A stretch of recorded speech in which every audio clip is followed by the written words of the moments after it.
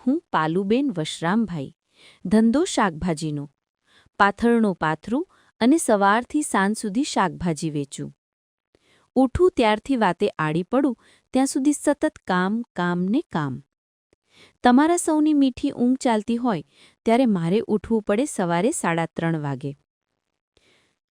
તમને એમ કે હું સૂતી હોઈશ વહેલી? ના રે ના, અમારા એવા નસીબ ક્યાં પૃથાબેન? સૂવાનો 11 વાગે, પણ ઉઠવાનું વહેલું. અને આટલા બધા કલાક શરીર તોડે એવો શ્રમ કરીએ, ટાળ તાપ બધુંય સહન કરીએ તોય વળતર તો ઓછું જ. ઘરના કામ તો ખરા જ. ન્યાતમાં સારા માઠા પ્રસંગો સાચવવાના, છોકરાઓને પાલવવાના અને પેટનો ખાડો પૂરવા 18 કલાક મથવાનું. તમને એમ થશે બેન કે આટલા વહેલા શા માટે ઉઠવાનું?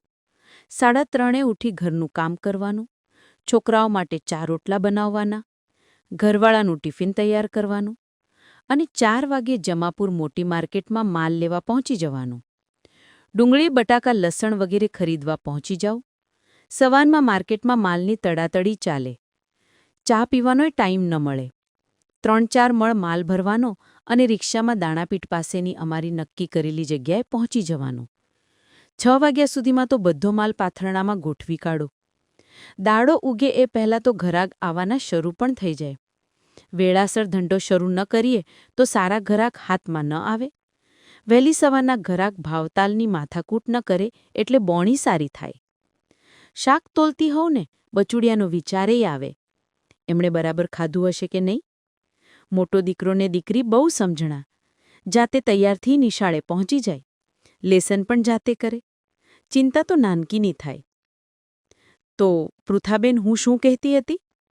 8 વાગ્યે પેટ પણ ભાડું માંગે એટલે સામી કીટલીએથી ચા મંગાવું. ઠાડો રોટલો પલાળવા કાંઈક જોઈએ ને.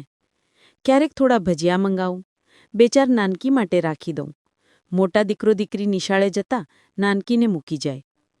દોડતા નિશાળે પહોંચે બચારા. મોડું થાય તો સાહેબ વઢે. એક વાત કહું, સાહેબની ને બેનની વડ પણ મીઠી. કોકના છોકરા હારું વડવા કોલ નવરું હોય. પૃથાબેન પહેલાંના દિવસો યાદ આવે છે. માંડ ધંધો ચાલતો હોય અને મ્યુનિસિપાલિટીવાળા, પોલીસ, દબાણ ખસેડવાવાળા ખટારા લઈને આવે. અમારા પાથરણા એમને દબાણ લાગે. બધો માલ, માલના કઠ્ઠા, ત્રાજવું બધુંય લઈ જાય ખટારામાં. છેક ગોડાઉને જઈ પૈસા ભરીએ તો માલ છૂટો થાય. માલ છોડાવવામાં સાંજ પડી જતી. માલ ખરાબ થઈ જતો. બધું નુકસાન. ટ્રાફિક પોલીસ, મ્યુનિસિપાલિટી બધા સાથે લડવાડ ચાલતી. આખરે નુકસાન તો અમારું જ થતું. ભલું થયું કે સેવાની બહેનોએ સામેથી અમને સાથ આપ્યો. સંઘમાં બળ છે તે સમજાવ્યું.